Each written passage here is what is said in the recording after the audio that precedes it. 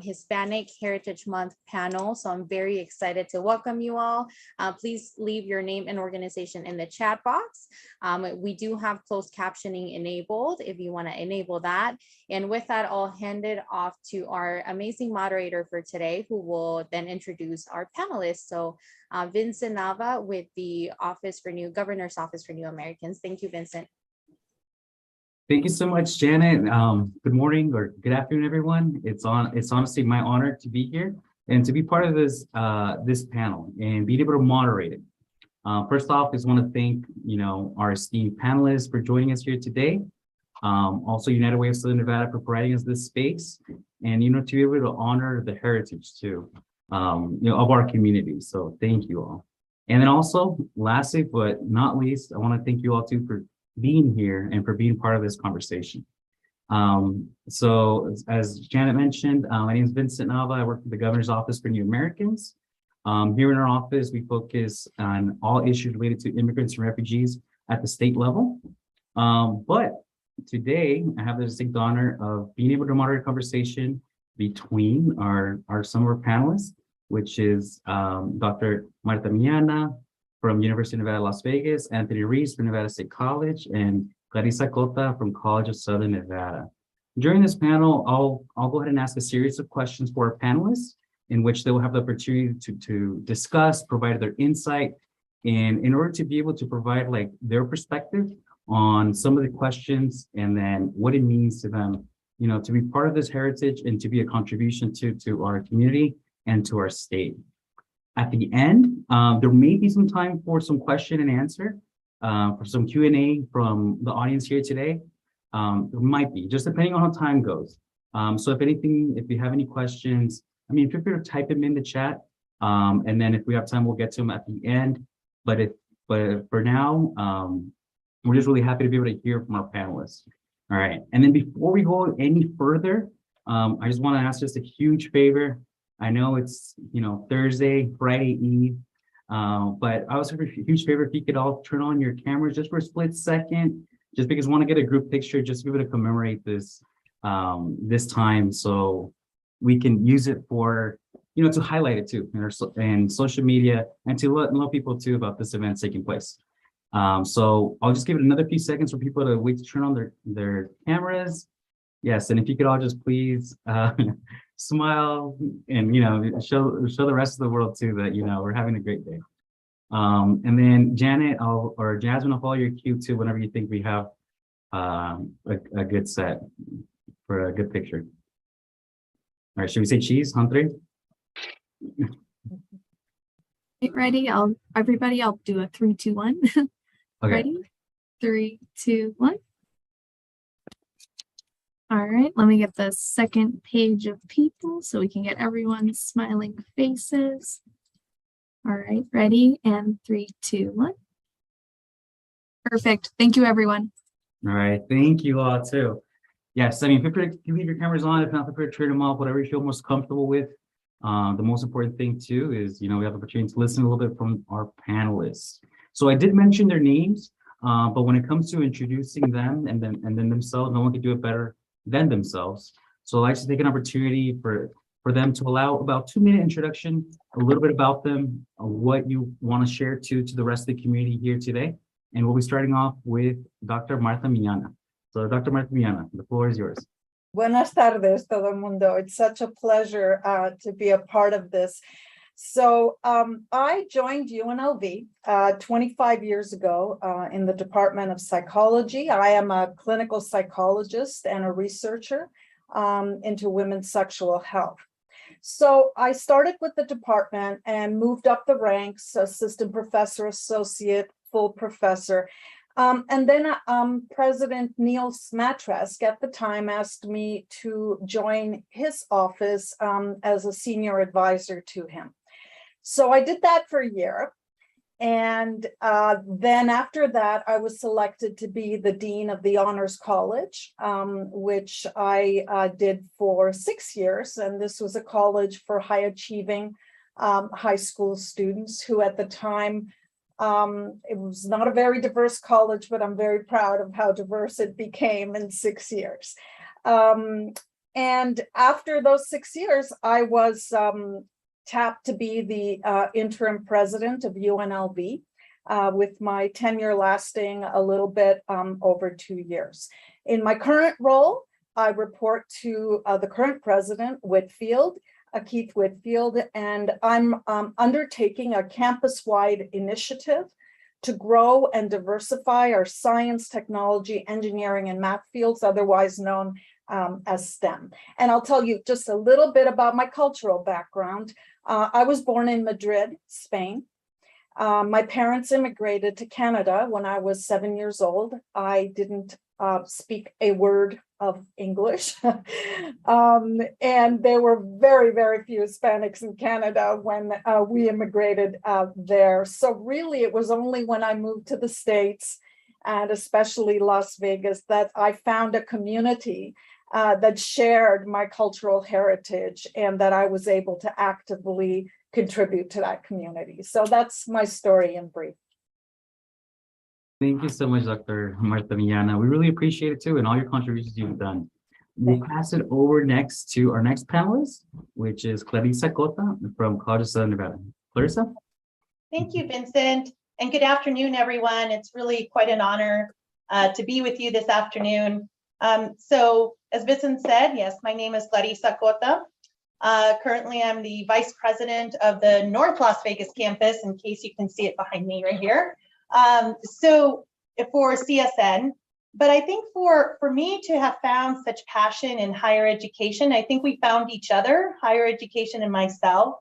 When I think back to how my educational track, my undergrad was actually in at the University of Arizona in biochemistry.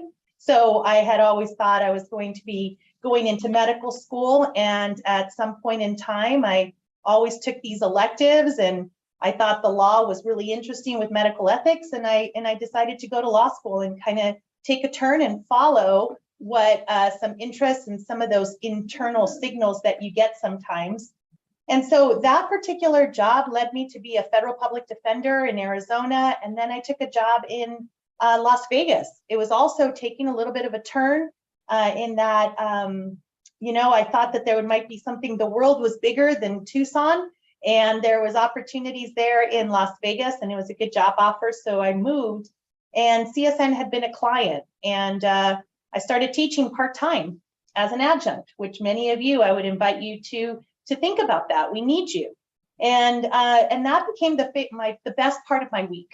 And so I realized that, you know, this was really aligning to how I was raised, to always think about your community, get involved, and give back. And so that ended up becoming a full-time position, and I straddled two worlds, the law and higher ed, and doing contract work for quite some time. But I always think if it's very interesting, you know, you don't ever leave home, if you bring home with you. And so my mother had been an educator, a champion for bilingual education.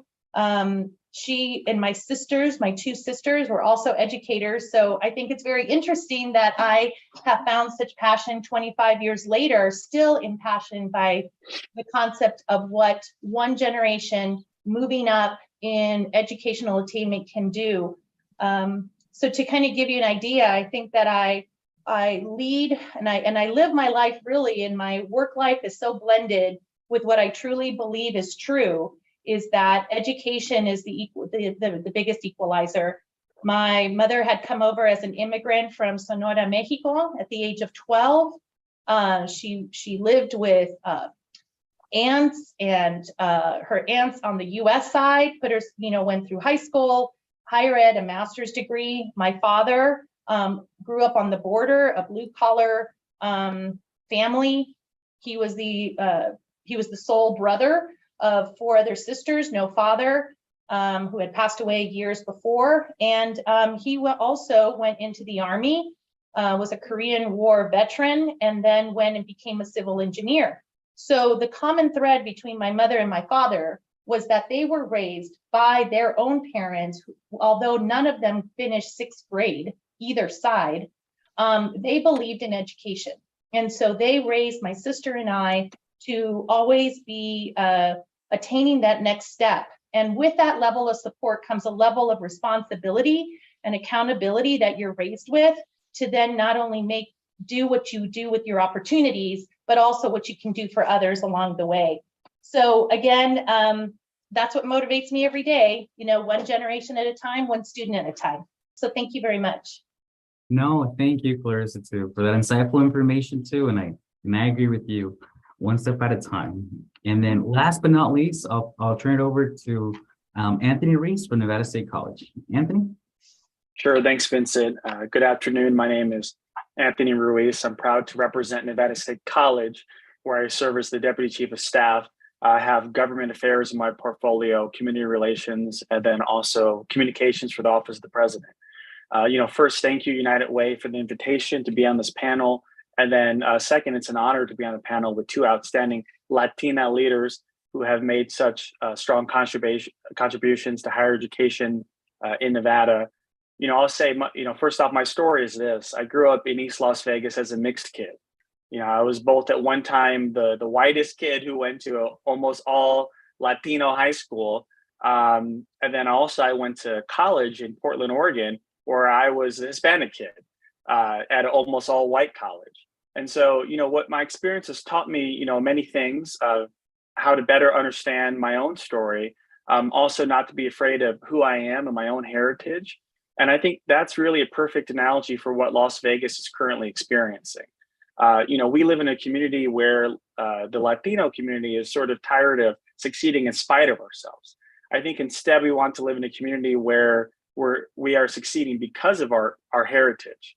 The future and the present of Nevada is Latino. 47% of Ccsd students are Latino. 19% of voters who will be voting next month are Latino and will likely determine the outcome of the election. And so I'll just end by saying I'm proud to be in this city as a Latino leader at this time and be in this community, and looking forward to the conversation. Perfect. Thank you so much, Anthony. So now we're going to be turning over to our first question for the panelists today. And then, the panelists, again, thank you all too for your input and insight. And then, ask you to think about this question. Keep it in mind too, the community leaders that we have here from a vast array of nonprofit organizations and different segments of our community too. And help inspiring them, providing some insight. The first question to you all, and feel free to answer, whoever feels most comfortable. How do you seek to advance leaders in your current role? In other words, how do you seek to positively advance the Hispanic Latinx community? And I'll open up to the floor, whoever wants to answer first. I'll start if that's okay with my two panelists. I think we do that in many ways, but there's one way, the power of which I consistently underestimate, and that's by being a role model. That a role model to our staff, a role model to our students, someone that they see themselves in. I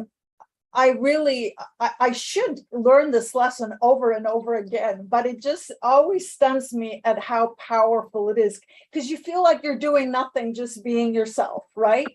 But what you're representing to people is the empowerment of our community. And I had this incredible experience in the last 2 weeks of my presidency. The pandemic had hit, we were all wearing masks, and my staff comes up to me and says, there's a custodial worker outside the door who wants to speak with you. No appointment, no. So I thought, oh, okay, there must be something wrong. There must be a complaint. When you're president, you get a lot of complaints. And so I walked out of my office and I walked to greet her. And this young woman came to my office, it still makes me tear up, to tell me what it had meant to her and her co-workers to have an Hispanic president of UNLV. And she went on and on about it. And by the time she stopped talking, my mask was wet. I was crying because it was so moving. It had never occurred to me that this young woman who was in the custodial field was looking at me and saying to herself, I can be that, right? So just a powerful story. But of course, it's about a lot more than representation. We're at UNLV actively involved in programming that elevates and supports our Latinx students as they pursue their higher ed dreams. In my current role, as I said, I'm working to ensure that Hispanic students pursue and succeed in STEM degrees, which are going to be the highest paying degrees in our economy. They already are, and that's only going to increase. So it's really about facilitating that social mobility, that workforce development, that economic mobility. And it's interesting because 25 years ago when I came to UNLV, our message was to Hispanic students, you got to go to college, you got to go to college. And we still do that, of course, but we're aiming so much higher. Now we're saying you got to get a master's, you got to get a PhD, you got to be a leader in your field. And even in the honors college, where we didn't have a lot of Hispanic students when I first took on the job, because we were still stuck in you got to go to college. And I changed that message to you could kill this. You can be the best. Never mind going to college. You can get the highest degree you want to get.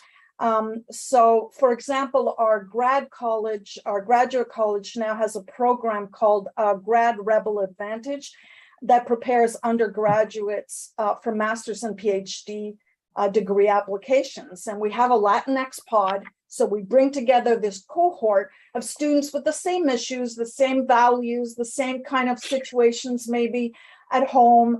And we prepare them for successful applications to graduate school. We're also very active in Ccsd.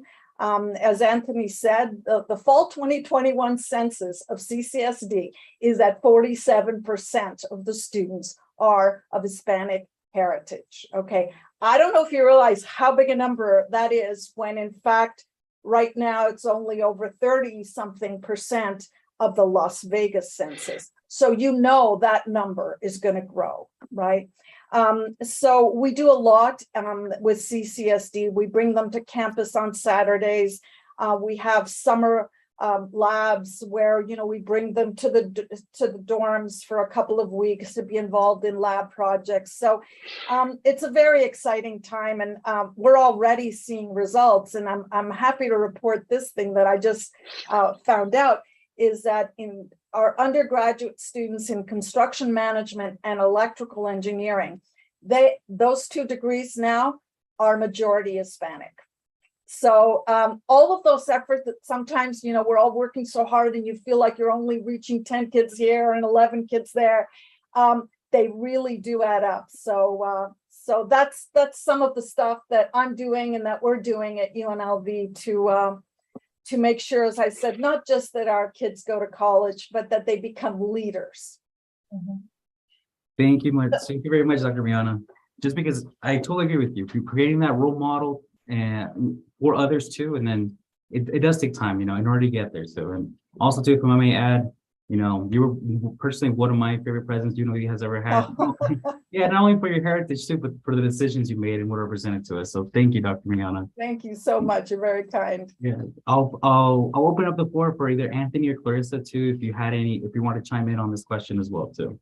Well, I love jumping in with right after, I really enjoyed watching Dr. Miana as being president and seeing her wonderful leadership, because I think that she really lived those words and continues to be. I mean, I feel kind of tired already just knowing how hard you're working, which we're all working hard. But I think it's a privilege every day to be in these positions that we have, because you really realize what an opportunity it can be to make a difference and to also help others rise and become the leaders of tomorrow or today.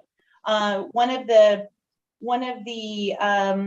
things I've realized along the way has been that you truly can lead in whatever seat you're in. Yeah. I mean, I value my time as a team member.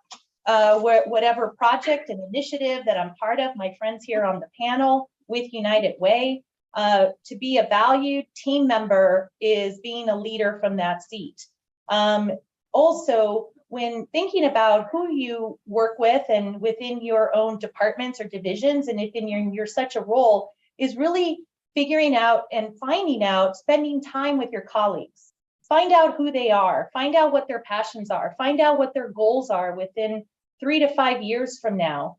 And then you are in a unique position to possibly make a difference, find a passion project that might allow them to grow within the positions that they're in.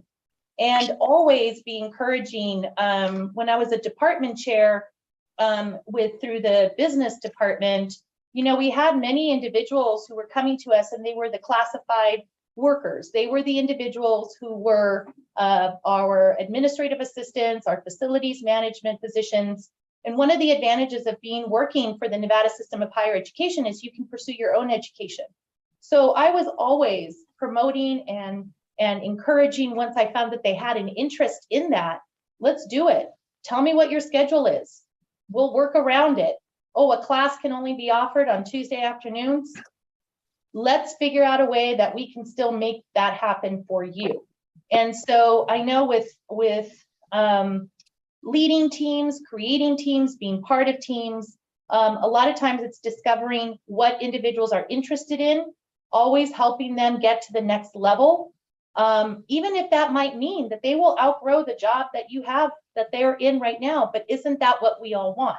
You know, isn't that what we want for ourselves? So I've always thought about the environments and the different offices that I've been able to work in. Where have I worked the best in? How has someone supported me and brought out the best in what I can do?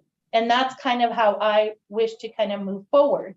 In regards to specifically the Hispanic community, I mean, I think from my introduction, that was just something that I was raised to always do. And it's been a real privilege, not only in the position that I have as representing the North Las Vegas, East Las Vegas Valley, highest Hispanic population, always doing my work with an equity lens in mind, and not just looking at the numbers, but knowing that there are people behind those numbers and making sure that there is equity in everything that we're doing. And if it's not, let's get the systems in place to make that happen, whether that's our outreach, whether that's our enrollment numbers, whether that's our retention numbers, our graduation numbers, and then the jobs that they're getting at the end of it.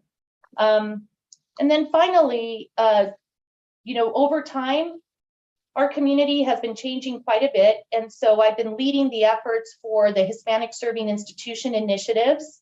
And so as the demographics had continued changing, our institutions were changing in their enrollment numbers. And so when any one of our institutions were hitting 25%, we were able to apply for a designation of being a Hispanic Serving Institution. This has been an evolution, a transformational change, not only for CSN, but all of the NC institutions. In 2015, just in 7 years, there were no HSIs in the state. We now have 5 of our 7 institutions. All the Southern institutions, UNLV, Nevada State, CSN, are all Hispanic serving. Western Nevada College and Truckee Meadows are also HSIs, or Hispanic serving institutions. So UNR and GBC are already well over 20% and soon will be. But what that means is not only are we more eligible for federal funding, and we've been very proud to say that we're formed a task force across the state, and the chancellor has continued to ask me to stay in that position of leading that task force, where all the institutions share our contacts to be more competitive and for these federal grants. UNLV has quite a few of the minority serving institution grants that are related to HSI. Nevada State has 2 Title V, which are the HSI grants, and CSN has 1 Title V grant. That was not in place. Those are federal dollars that are coming to improve student success for our Hispanic students in the state. And we can only see that growing. So again, we are now in discussions that have moved way beyond just the numbers and the enrollment. It's really about the service to the students. And we're really looking and taking a hard look at our institutions and making sure that the S in Hispanic serving institutions, what does that really mean? Is that really translating to who we're hiring to be our next faculty members, our next administrators? How are we serving and really meeting the needs of the growing population of immigrant populations, undocumented populations, and the list goes on. So a lot of that work every day those are some examples. Oh, thank you so much, Clarissa, too. And then I really like you mentioned the perspective of through an equity lens too, because I know that's something that we all have to, shape and put focus into. And I know a lot of the community partners here today, we try to go and advocate through that equity lens. And I'll pass it over last but not least to Anthony too, if you would like to chime in as well. Yeah, thanks, Vincent. I of course agree with my colleagues and really echo a lot, if not all what they've said, but here's how I'll approach it. I think first and foremost, as Latino leaders, we've got to show up. We've got to show up in spaces such as this panel, a lot of other spaces, and share what we have through our unique voice. Representation matters now more than ever in our community to advance any issue in our community. I also think we have to understand what the issues are. Of course, our Latino community is very diverse and it's not a monolith. There was a recent survey on likely voters, and the economy is the top issue, followed by housing and rising housing costs. And so I think we're very much like any other community, and I think we've got to show up on these issues and the issues that matter the most. Education, of course, is another one. I think that really comes down to telling our story. So if you're a first generation American, second generation, or new to this country, we've got to do a job of telling our story. It's a story of hard work, entrepreneurship, and the successes that we've had. I think this also has a big role in coming together and using our voices to share these different examples and what it means to be Latino today in America. Specifically in higher education, I think you're going to see a lot more collaboration in higher education from Southern Nevada. We've worked together a lot already. We're really going to double down and do more on that. I don't want to spoil everything, but you're going to be hearing more from the Southern Nevada institutions, a lot more how we could even double down in our work in this space. Finally, I'll just talk about mentorship and just kind of reemphasize how important it is for mentorship. I know I've had amazing mentors. I'm sure a lot of my fellow panelists, a lot of people in this room have had many great mentors. In my role at Nevada State College, I've had the opportunity to personally mentor many students, and I think that makes all the difference. And then finally, just a plug, because I am a student at the Boyd School of Law at UNLV, we need more diversity in the legal field, and we need more mentorship in the legal field. The Latino Bar Association and La Voz have done an amazing job. They've identified what I agree, I think is what the biggest barrier of more Latino students going into legal field, and that's the LSAT. The LSAT is an interesting test in itself, but there's been a difference in terms of resources and who can study, take the time away, and also pay for that resource. And so, give money to the LBA, participate in the LBA. If you know someone who wants to go to law school, have them get involved in the Latino Bar Association and that scholarship, and encourage those to apply. But I think in the areas of criminal justice and representation in the legal community, we definitely need to focus in on the legal arena and advance that community as well. So maybe I'll just end with that and agree with my colleagues. No, thank you, Anthony. We also agree too. We need representation in the legal field and in any fields too, because representation and mentorship does make a difference. And, segueing on to the next question too, it also revolves around education, and then keep it in mind too that these are all institutions of higher education in Southern Nevada. The question to you all is, how can other sectors partner with higher ed to champion and support students during their education and in the workforce? And again, I'll open up the floor to whoever wants to start us with this discussion. We can keep, if you want to keep the same order. Keep it going, keep it going. Let's you do know it. what? This effort is going to take all of us. Okay. It is not just about colleges. It's about a community. And what makes me very optimistic is that Latinos do community really well. Okay. And so we need our community, and we need that representation from industry, for example. Our students need to see and experience the success of Hispanic industry leaders. You know, they're not all going to look at us and say, I want to become a professor, right? So we need that representation across sectors. There are few types of programming around this issue that are as effective as having industry partners come in and share their career trajectories with our students, right? Because many of our career trajectories, like Clarissa was saying, you know, there's detours there, you know, and just showing the student that there are many different paths to these successes, right? So I have always found that bringing our community leaders and our industry leaders in to talk to our students about their life stories and how they achieved what they achieved is incredibly powerful, not to mention the fact that they're also networking. Internships, crucial, right?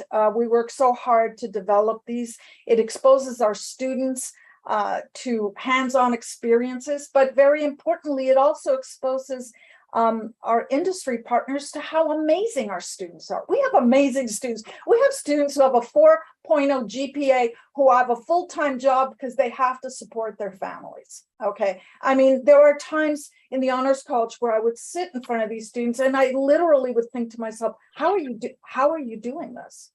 I don't think I could have done it under the circumstances that you're doing it. So we have really inspiring students that we need to get in front of our community. We also urge industry to use our career services when you're looking to hire. You know, don't go to Indeed, go to UNLV, to CSN, to NSU.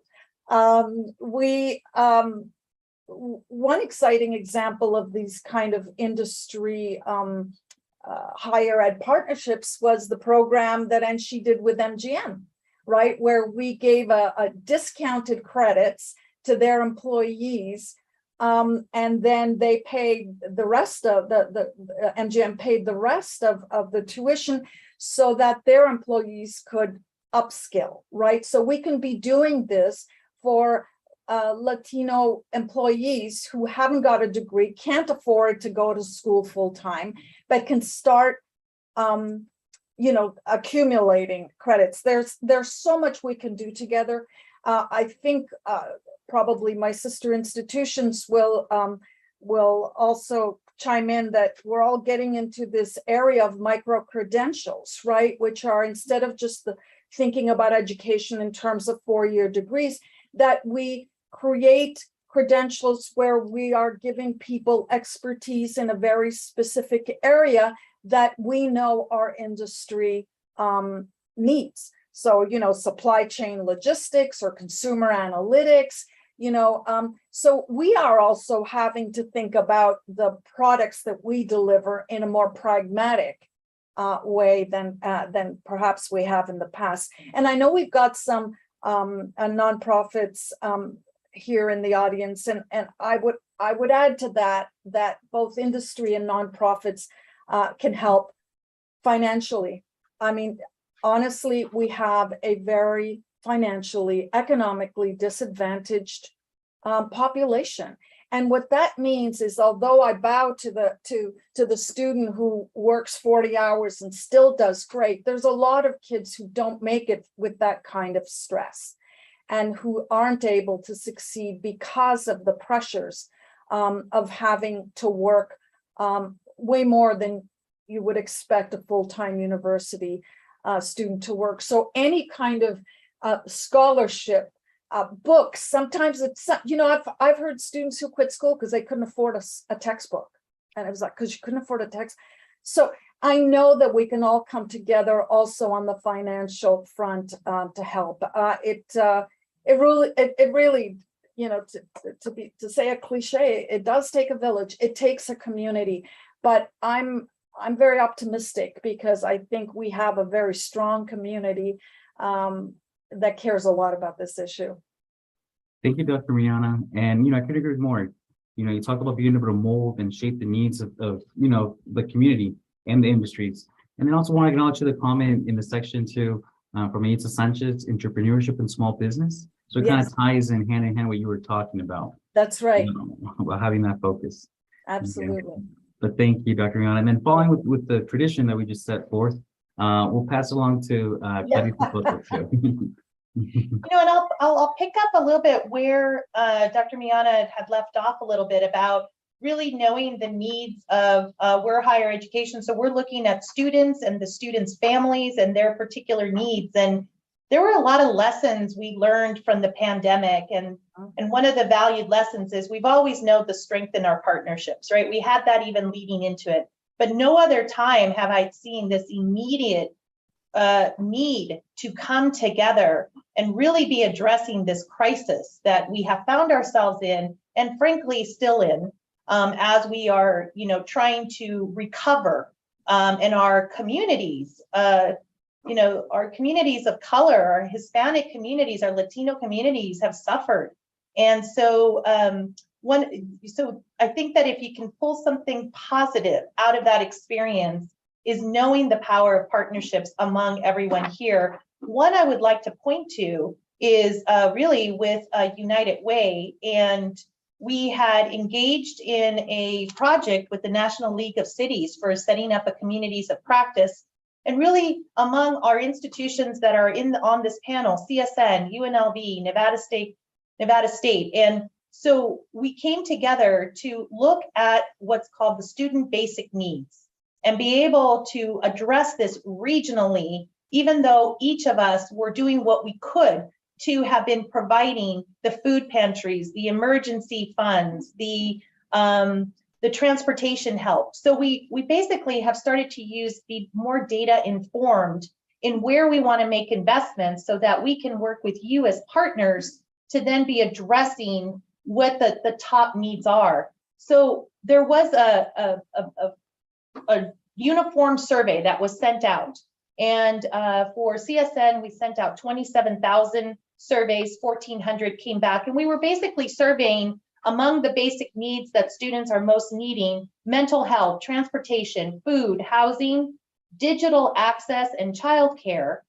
What you know, are you experiencing any of these barriers? And we found that 75% of all of our students of 1,400 who returned the survey, 75% of them had indicated that these barriers were impeding their progress at CSN. The top categories were mental health, and then the second most was transportation. So those are indicators already of where we can prioritize our partnerships and our resources, because not all of us have treasure to give, right? But we have resources to give. We have time to give.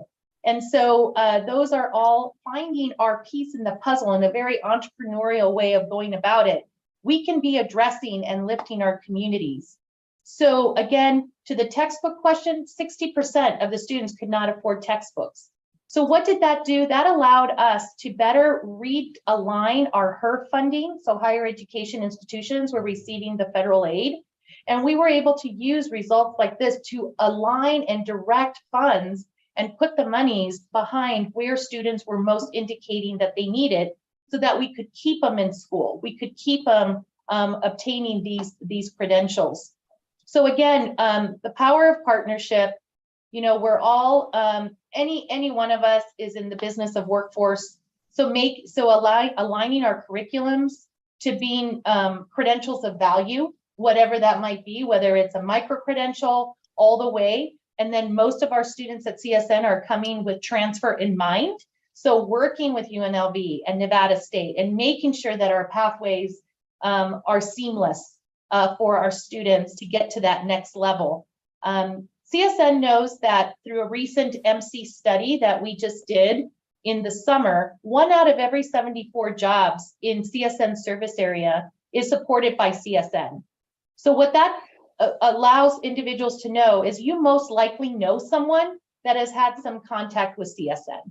So I encourage everyone among everything that's already been said, how you can be involved, how you can support the workforce of tomorrow.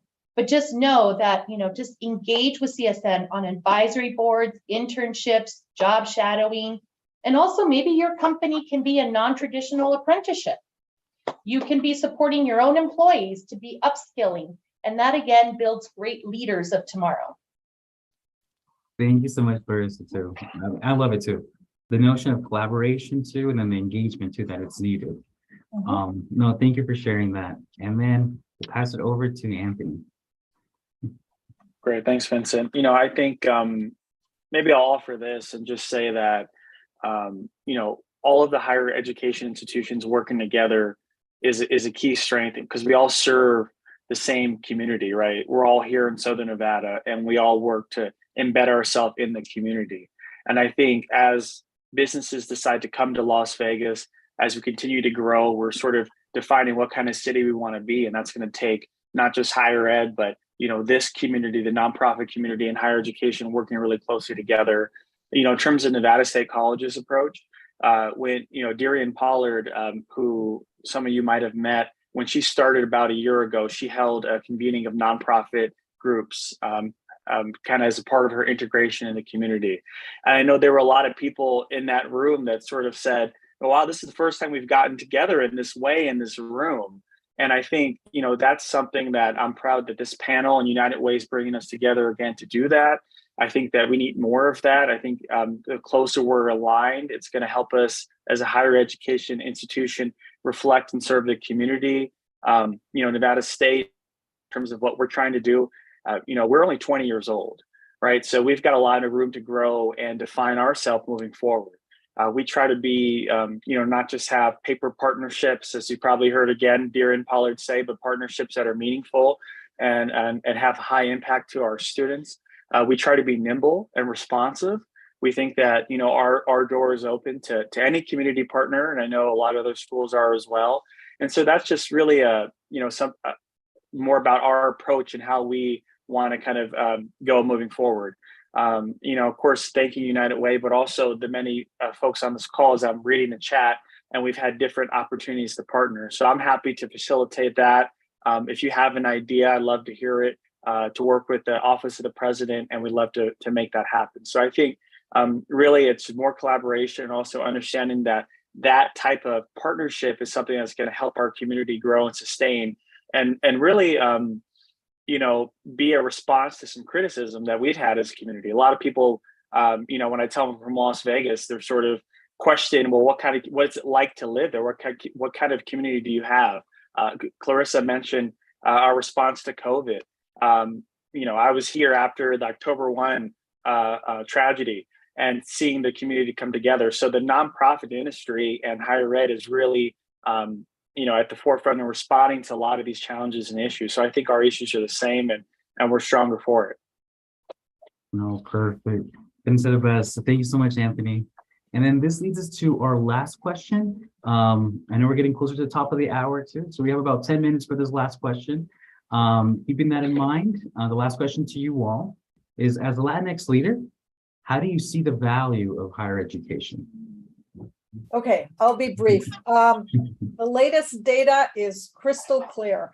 The wage gap difference between a high school graduate and a college graduate is bigger than it's ever been, at approximately an average of $22,000 in 2022.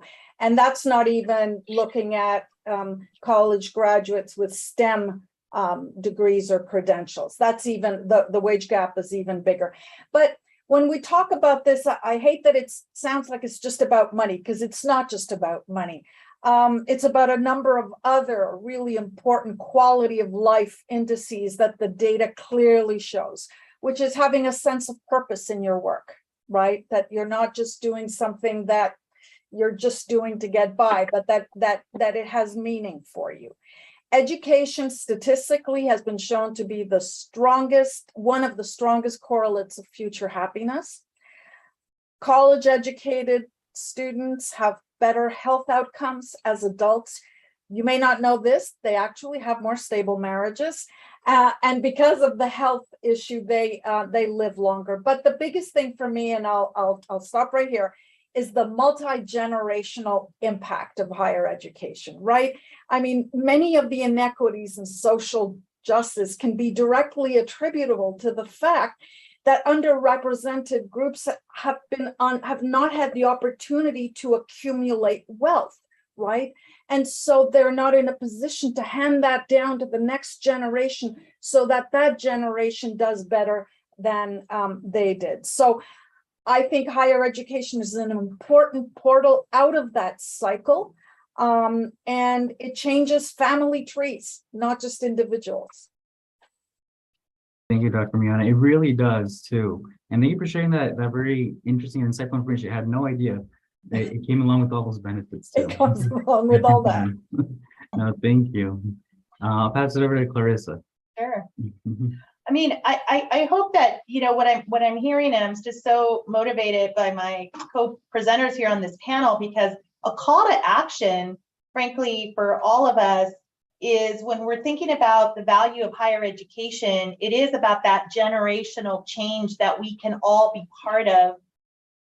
But we also, I mean, being Hispanic Heritage Month, that should just be, it's a year-round, every day, 365-day kind of responsibility, because the reality of the community that we have, the disparities that we are seeing between the Latinx populations and other demographic groups, that gap is going to be getting wider if we are not all pursuing and looking at these post-secondary credentialing and these pathways. Some statistics that, you know, are real, and this is coming up. You know, those pursuing a higher education credential is only at 29% for Clark County overall.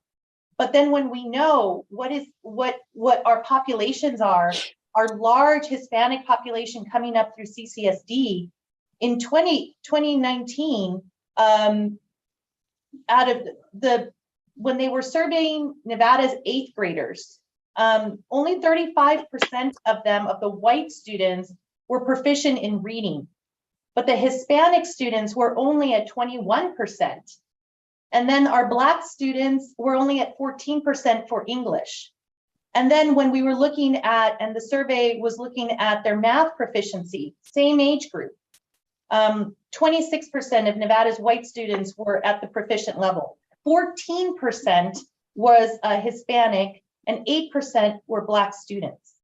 So while we're building these pathways, we also have to be thinking about the on-ramps for individuals.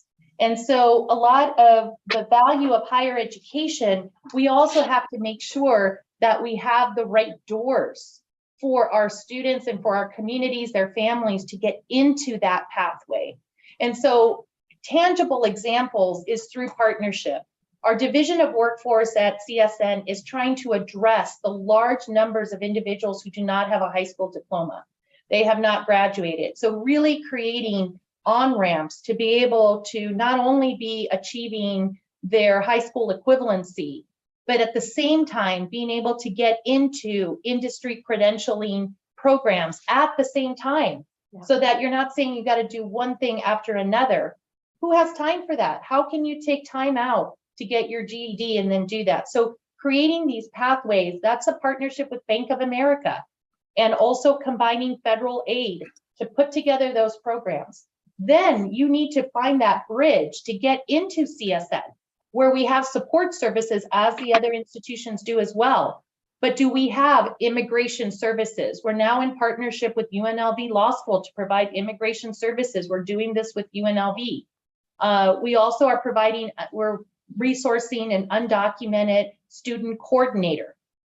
We also have, you know, other support services, because this is another population. I was shocked. We have the highest percentage of K through 12 students living with a parent that has an undocumented status. We're at 20%.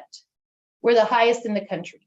So that's a reality of who we have to serve, and we have to bring up all communities. So I will leave it at that. That is my call to action, and I hope that we can jointly partner to start addressing that and bringing up all communities. No, thank you so much, Clarissa. You made an excellent point too. You know, education is known as a great equalizer too, but ensuring everyone has access to that great equalizer, right? Otherwise, there is those barriers in place too. But thank you, Clarissa. And then I'll turn it over to Anthony to take it away with the last question. Sure, I'll keep my trend of bringing up the rear here. I think, if you go and you Google and you just sort of, search, is education worth it? Should I go to college? Should I go to university? You're going to get a lot of articles sort of questioning, do we even need to go to pursue higher education? Is it worth it? What's the value, right? And I think that is something that as we continue to evolve and adapt in higher ed, we're going to have to address. And I think you've heard some of that already, but what I would say is we should start with the root question of just asking, what is education for? What is the purpose? And it goes to answer this, a lot of people questioning the value of higher education. And so, to me, I mean, yes, it will get you better job prospects, but it's not really just for that. It's to become a better person, right? To become a better citizen, someone who's more informed, learning how to become a better self-advocate, someone who can understand their place in an increasingly globalized world. And this is true particularly in the liberal arts, which teaches you not just what to learn, but how to learn. I would also offer and ask, who is education for? That's another important question when it comes to representation. Until recently, we have to remember, higher education was exclusively for the privileged in America, which has historically meant, rich white men. That's changed. And now, particularly with public education, has expanded access. And now in many ways has become, the gateway so students can get the credential that they need in almost any industry. And so, when it comes to education, it comes to value, we have to understand there is a profound value. And so, I'll just say that, many of the issues in our community that plague our community can't and won't be solved until we do better job educating our citizens. That's K through 12 and also higher education. And that need that we have is true, whether you're Latino, whether you're white, Asian, Black, Native American, or something else. That's true for all of us. But given the significant percentage of Latinos in our community, a whole lot of the success in the future of this state is going to be tied to how well we reach out and increase access to the Latino community. And then I'll just sort of, close and say, when I think about higher education in Southern Nevada, let's just be clear. Southern Nevada is the economic and cultural center of the state. And so I think we have the 3 schools, and I'll add DRI in there too. And how we go is gonna go to the state. And I think we have the leaders in place. It's the right time. And I think we have the ability to remake higher education, continually remake it, and to build it the way that we want so we can be successful as a state. And it's going to happen right here in Southern Nevada. So I'll end on that. No, thank you, Anthony. That's a perfect note to end on too. Very motivational too, and inspiring, because you're totally right. We do have that, that leadership ability here in Southern Nevada. And I think we're making the right steps too for it. That being said, I think we have 1 more minute for each of you to say any closing remarks or any takeaways. So, if you think about everything that was said, all very important, all very meaningful. But if you have like a short message to everybody that's tuning in today, what would be kind of like your closing thought for today? And I'll start off with Dr. Miana. Yeah, I'll be brief.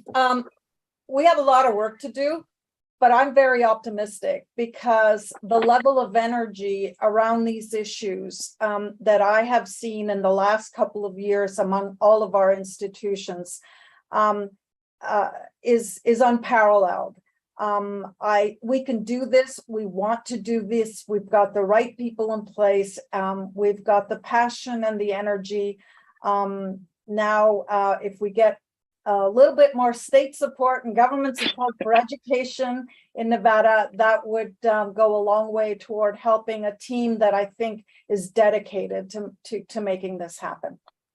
Oh, thank you, Dr. Rihanna. Thank you for that. Clarissa? Sure.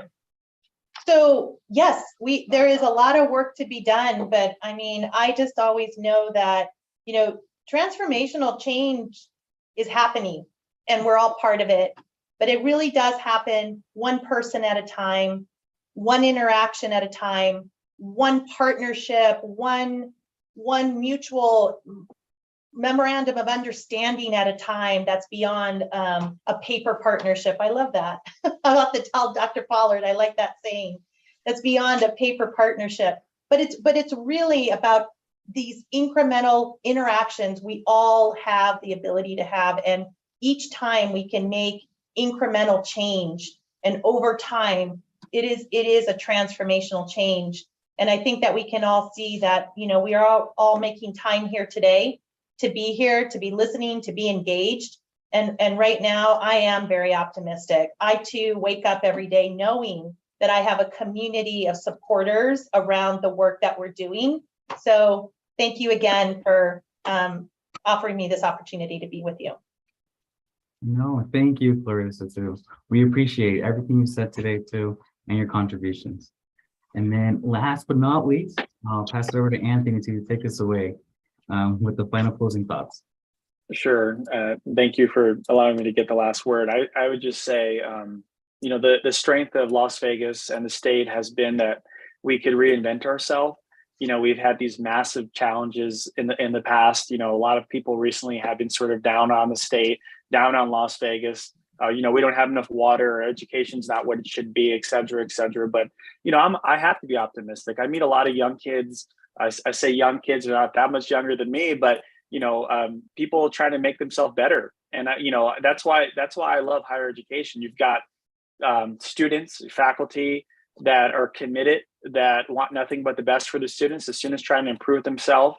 I think that's powerful, just be a part of that. I think when I meet students today, I'm always optimistic, having talking with them and just sort of hearing their passion and their stories.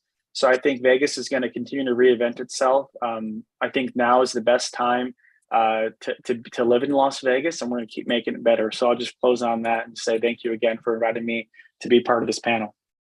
No, thank you, Anthony.